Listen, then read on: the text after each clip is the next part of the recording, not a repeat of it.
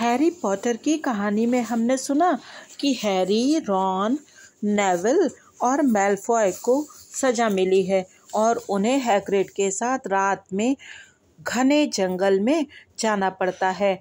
Unicorn घायल हो रहे हैं और घायल यूनिकॉर्न को खोजने के लिए वो लोग जंगल में जाते हैं। और जब हैग्रिड के साथ हरमाइनी और हैरी होते हैं तभी हैग्रिड उनसे कहता है, जल्दी करो, पेड़ के पीछे छिप जाओ। अब आगे की कहानी सुनते हैं। अंधेरा जंगल पार्ट 2। हैग्रिड ने हैरी और हरमाइनी को पकड़ा और उन्हें पगडंडी से हटाकर बलूत के एक ऊंचे पेड़ के पीछे छुपा दिया।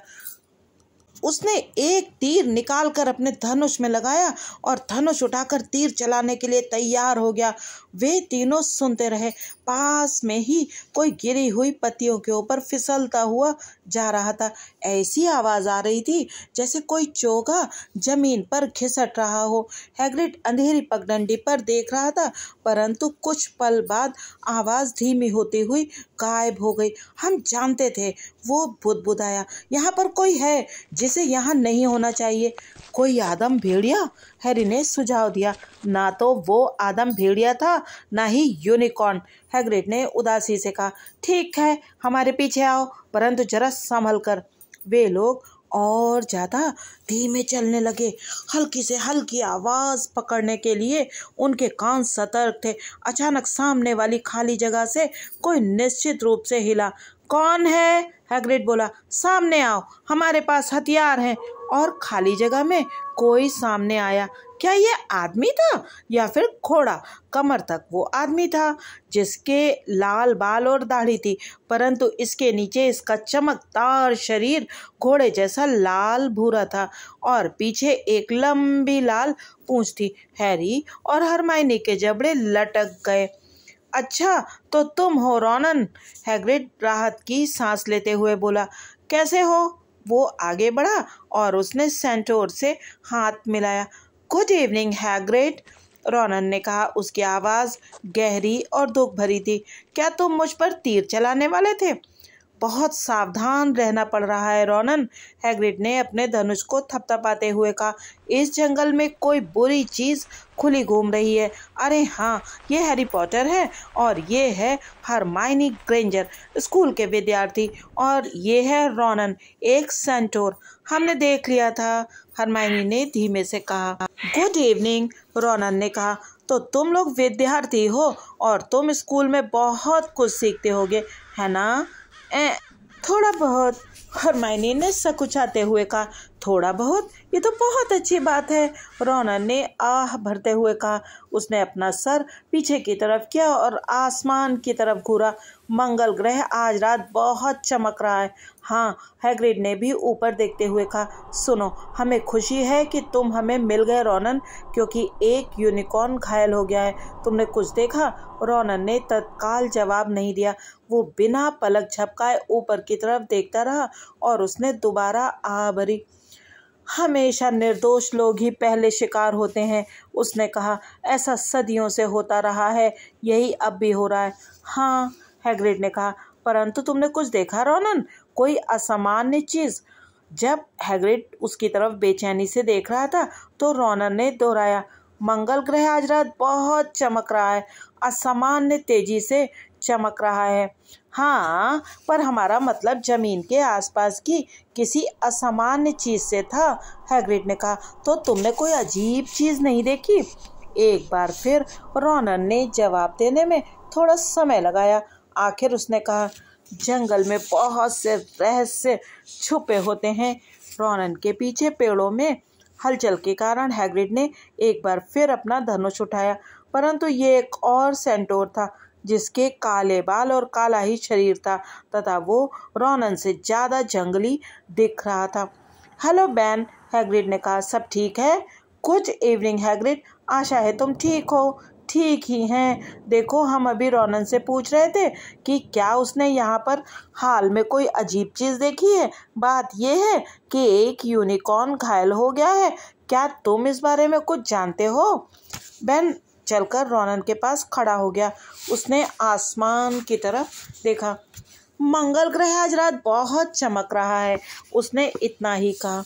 हमने सुन लिया है, हैग्रिड ने खींचते हुए कहा।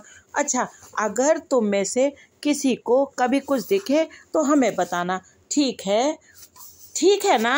अब हम चलते हैं। हैरी और हरमाइनी उस खाली जगह से हैग्रिड के पीछे पीछे चल दिए और वे अपने कंधों के पीछे से रॉनन और बेन की तरफ देखते जा रहे थे, जब तक कि पेड़ों की वजह से वे दिखना बंद नहीं हो गए। हैग्रिड ने चिढ़ते हुए कहा, कभी किसी सेंटोर से सीधे जवाब की उम्मीद मत करो, कमबख्त। सितारे निहारने वाले चांद से नीचे की किसी चीज़ में तो उनकी दिलचस्पी ही नहीं होती। क्या यहाँ पर बहुत से सेंटोर हैं? हरमाइनी ने पूछा। हाँ, थोड़े बहुत हैं। वे ज़्यादातर अपने काम से काम रखते हैं, परंतु अगर हमें उनसे कुछ बात करनी होती है तो वे इतने भले हैं कि आ जाते हैं। सेंटोर्स बहुत गहरे होते हैं, उन्हें बहुत कुछ पता होता है, पर वे ज़्यादा बताते नहीं हैं। क्या तुम्हें लगता है कि जिसकी आवाज़ हमने पहले सुनी थी वो भी कोई सेंटोर था? क्या वो आवाज़ तुम्हें घोड़े की टाप जैसी लगी थी? नहीं, अगर हमसे पूछा जाए तो वो वही था जो यूनिकॉर्नों को मार रहा है। इस तरह की आवाज़ हमने पहले कभी नहीं सुनी। वे लोग घने काले पेड़ों के बीच चलते रहे। हैरी घबराहट में अपने कंधे के पीछे देखता रहा। उसे ये डरावना एहसास हो रहा था कि कोई उन पर नज़र रखे हुए था। वो बहुत खुश था कि उनके साथ हैग्रिड और उसका धनुष था। वे लोग रास्ते में एक मोड़ पर मुड़े ही थे कि तभी हरमाइनी ने हैग्रिड की बाँह पकड़ ली। हैग्रिड, देखो, लाल चिंगारियाँ, वो लोग मुश्किल में हैं। तुम दोनों यहीं रुको, हैग्रिड चिल्लाया। पगडंडी पर ही रहना, हम लौट कर आते हैं। उन्होंने सुना कि वो झाड़ियों को चीरता हुआ जा रहा था। वे दोनों बहुत डरे हुए एक दूसरे की तरफ देखते रहे। उन्हें चारों तरफ पत्तियों की सरसराहट के अलावा और कुछ सुनाई नहीं दे रहा था। कहीं ऐसा तो नहीं है कि वे लोग घायल हो गए हों? हरमाइनी फुसफुसाई। अगर मैल्फॉय घायल हुआ हो तो मुझे कोई परवाह नहीं है, परंतु अगर नेविल को कुछ हो गया, हमारी गलती के कारण वो यहाँ पर है। मिनट गुजरते गए। उनके कान सामान्य से ज़्यादा चौकन्ने थे। हैरी हवा की हर आहट, हर चटकती टहनी की आवाज़ सुन सकता था। क्या हो रहा था? बाकी लोग कहाँ थे?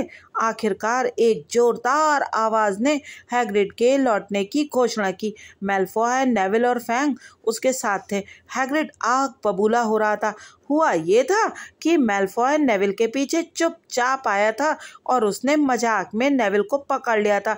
नेविल आतंकित हो गया और उसने लाल चिंगारियां निकाल दी। हम लोगों की किस्मत अच्छी होगी अगर तुम लोगों की उछल कूद के बाद भी हम लोग कुछ पकड़ लें। ठीक है, अब हम अपने दल बदल लेते हैं। नेविल, तुम हमारे और हरमाइनी के साथ रहो। हैरी, तुम फैंग और इस मूर्ख के साथ जाओ। हमें अफसोस है, हैग्रिड ने हैरी से फुसफुसा कर कहा, परंतु तुम्हें डराने के लिए इससे ज़्यादा मेहनत करनी होगी और हमें ये काम करना ही है। इस तरह हैरी मैल्फॉय और फैंग के साथ घने जंगल में चल दिया। वे लगभग आधे घंटे तक जंगल में अंदर घुसते चले गए। अब रास्ता दिखना लगभग बंद हो गया था क्योंकि यहाँ पर पेड़ बहुत घने थे। हैरी ने देखा कि खून की धार अब ज़्यादा मोटी हो चली थी। एक पेड़ की जड़ों पर खून के छींटे थे, जैसे वो बेचारा जानवर पास में ही दर्द से छटपटा रहा हो। हैरी को बलूत के एक पुराने पेड़ की गुथी शाखाओं के बीच से सामने खाली जगह दिखी। देखो, वो बुदबुदाया और उसने मैल्फॉय को रोकने के लिए हाथ उठाया। जमीन पर कोई चमकीली सफ़ेद चीज़ चमक रही थी। वे उसके थोड़े करीब गए। ये यूनिकॉर्न ही था और मर चुका था। हैरी ने इतना सुंदर और दुखद दृश्य पहले कभी नहीं देखा था। जहाँ वो गिरा था वहाँ उसकी लंबी दुबली टांगें अजीब तरह से उलझी हुई थीं और गहरे रंग की पत्तियों पर उसके बाल मोतियों की तरह सफ़ेद बिखरे हुए थे। हैरी ने उसकी तरफ एक कदम बढ़ाया ही था कि तभी सरसराहट की आवाज़ के कारण वो जहाँ खड़ा था वहीं पर खड़ा रह गया। खाली जगह की कोने वाली झाड़ी हिली। फिर छायाओं के बीच से नकाब पहने एक आकृति जमीन पर रेंगती हुई आई, जैसे कोई जानवर शिकार करने आ रहा हो। हैरी, मेलफॉय और फैंग जैसे मूर्ति बन गए। चोगा पहनी आकृति यूनिकॉर्न के पास पहुंची। उसने जानवर के बगल में लगे घाव पर अपना मुंह झुकाया और उसका खून पीना शुरू कर दिया। मेलफॉय के मुंह से एक भयानक चीख निकली और उसने पलटकर दौड़ लगा दी। फैंग ने भी ऐसा ही किया। नकाबपोश आकृति ने अपना सिर उठाया और सीधे हैरी की तरफ देखा। यूनिकॉर्न का खून उसके मुंह से अभी भी टपक रहा था। आकृति अपने पैरों पर खड़ी हुई और तेजी से उसकी तरफ बढ़ी। हैरी डर के मारे हिल भी नहीं पाया। तभी उसके सिर में इतनी तेजी से दर्द हुआ जैसा पहले कभी नहीं हुआ था। ऐसा लग रहा था जैसे उसके सिर के निशान में आग लगा दी गई हो। उसकी आंखों के सामने अंधेरा छा गया और वो पीछे की तरफ लड़खड़ाया। उसने अपने पीछे टापों की आवाज़ सुनी और फिर किसी ने उसके ऊपर से कूदकर आकृति पर हमला कर दिया। हैरी के सिर में इतना भयानक दर्द हो रहा था कि वो अपने घुटने के बल पर गिर पड़ा। उसे ठीक होने में 1-2 मिनट लगे। जब उसने ऊपर देखा तो आकृति जा चुकी थी। एक सेंटोर उसके पास खड़ा था। वो रॉनन या बेन नहीं था, वो उनसे अधिक युवा था। उसके सफ़ेद भूरे बाल थे और शरीर पीला सुनहरा। तुम ठीक तो हो? सेंटोर ने पूछा और हैरी को उसके पैरों पर खड़ा कर दिया। हाँ, धन्यवाद। वो क्या था? सेंटोर ने जवाब नहीं दिया। उसकी आंखें आश्चर्यजनक रूप से नीली थीं, पीले नीलम की तरह। उसने हैरी की तरफ गौर से देखा और उसकी निगाह उस निशान पर पड़ी जो हैरी के माथे पर लाल सुर्ख चमक रहा था। वो बोला, तुम हैरी पॉटर हो? बेहतर होगा कि तुम हैग्रिड के पास वापस लौट जाओ। जंगल इस वक्त सुरक्षित नहीं है, खास तौर पर तुम्हारे लिए। क्या तुम सवारी कर सकते हो? इस तरह तुम जल्दी पहुंच जाओगे। मेरा नाम फेरेंज है, उसने अपने अगले पैरों को झुकाते हुए आगे कहा, ताकि हैरी उसकी पीठ पर चढ़ सके। अचानक खाली जगह के दूसरे छोर से टापों की और आवाजें आईं। रॉनन और बेन पेड़ों को चीरते हुए आए। वे हाँफ रहे थे और उनके शरीर पसीने से लथपथ थे। फेरेंज, बेन ने गरजते हुए कहा, तुम ये क्या कर रहे हो? तुम्हारी पीठ पर एक इंसान बैठा है, तुम्हें शर्म नहीं आती? क्या तुम कोई साधारण खच्चर हो? तुम्हें पता है ये कौन है? फेरेंज ने कहा, ये हैरी पॉटर है। ये जितनी जल्दी जंगल से चला जाए उतना ही अच्छा है। तुमने उसे कितनी बातें बता दी हैं? बेन गुर्राया। याद रखो फ्रेंच, हमने कसम खाई है कि हम ईश्वर की इच्छा के खिलाफ नहीं जाएंगे। क्या हमने ग्रहों की गतिविधियों में ये नहीं पढ़ा है कि आगे क्या होने वाला है? रॉनन ने बेचैन होकर जमीन पर अपने पंजे पटके। मुझे विश्वास है फेरेंज ने सोचा होगा वो सही काम कर रहा है, उसने अपनी उदास आवाज़ में कहा। बेन ने अपने पिछले पैरों को गुस्से से फटकारा। सही काम? सही और गलत से हमें क्या लेना देना? सेंटोरों को सिर्फ इससे मतलब है कि क्या भविष्यवाणी की गई है। ये हमारा काम नहीं है कि हमारे जंगल में भटकने वाले इंसानों के पीछे हम गधों की तरह दौड़ते फिरें।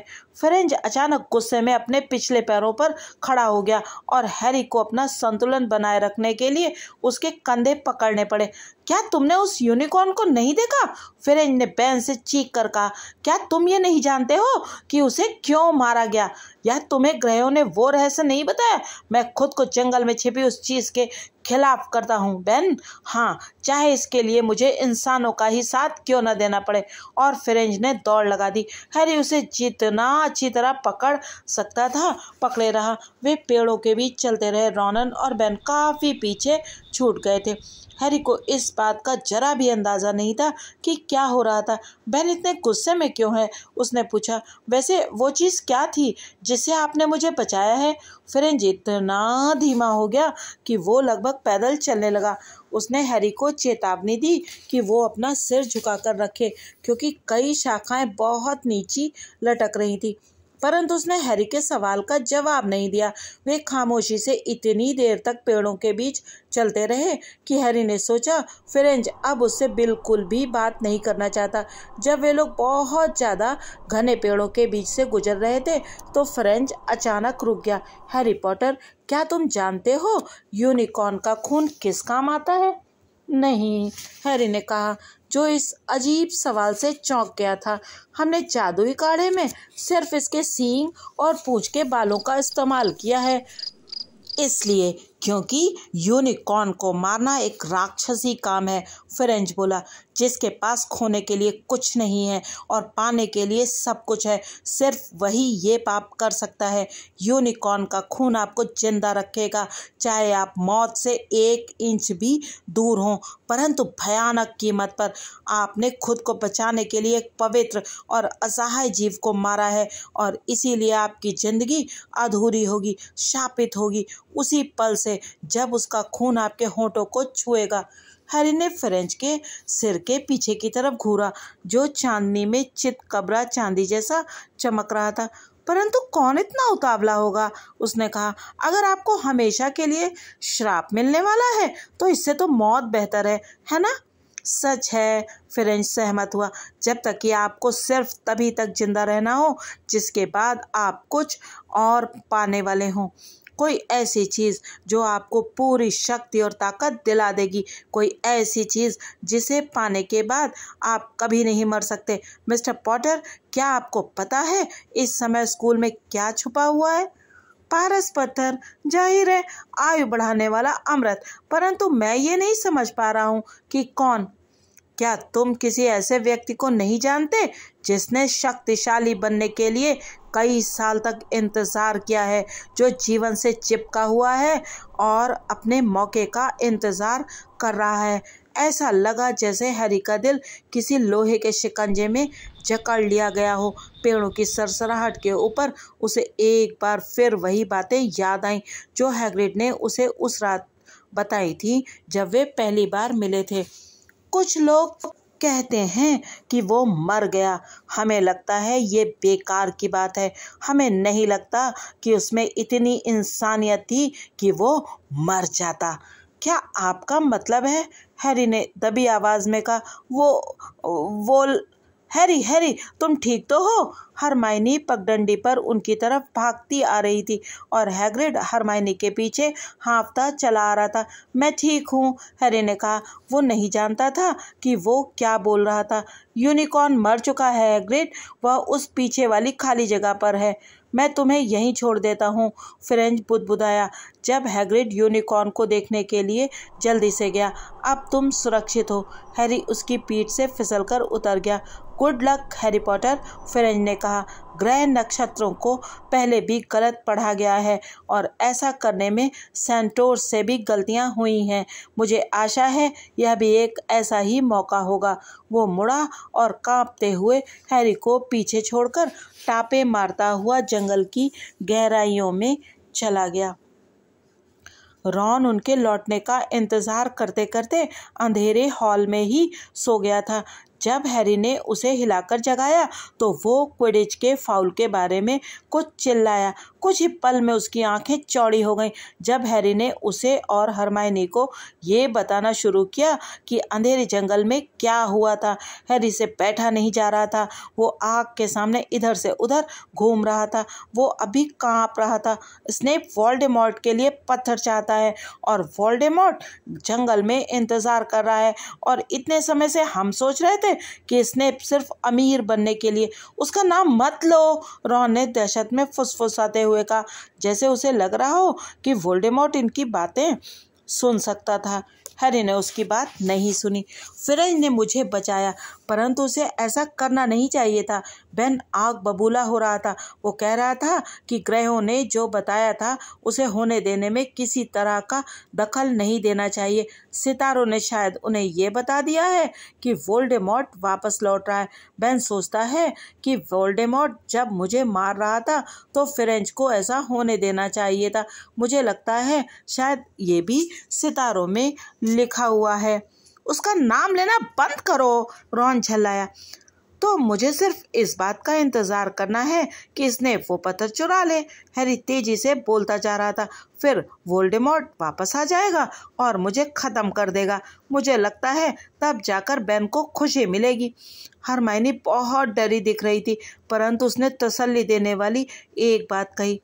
हैरी, सब कहते हैं कि तुम जानते हो कौन सिर्फ एक आदमी से डरता था, डम्बलडोर से। अगर डम्बलडोर आसपास हैं तो तुम जानते हो कौन तुम्हें छू भी नहीं सकता। वैसे भी कौन कहता है कि सेंटोस हमेशा सही होते हैं? मुझे तो ये भविष्यवाणी करने जैसा लगता है। और प्रोफेसर मैकगोनागल कहती हैं कि ये जादू की एक बहुत ही संदिग्ध और अनिश्चित शाखा है। आसमान में उजाला होने तक उनकी बात खत्म नहीं हुई। वे थके हारे अपने बिस्तरों पर गए। उनके गले दुख रहे थे, परंतु रात के आश्चर्य अभी खत्म नहीं हुए थे। जब हैरी ने अपनी चादर खोली तो उसके नीचे उसका अदृश्य चोगा तह किया रखा था। उसके साथ एक कागज भी था, वक्त जरूरत के लिए। अभी हैरी को रात में आराम करने के लिए यहीं पर छोड़ देते हैं। अगले भाग में जानेंगे कि आगे क्या हुआ। क्या सचमुच वोल्डेमॉर्ट हैरी को मार डालेगा या फिर कोई और बहादुरी भरा काम हैरी, रॉन और हरमाइनी करेंगे। तब तक आप बने रहिए यूट्यूबर मौसी की कहानियों के साथ और सुनते रहिए हैरी पॉटर की मज़ेदार कहानी।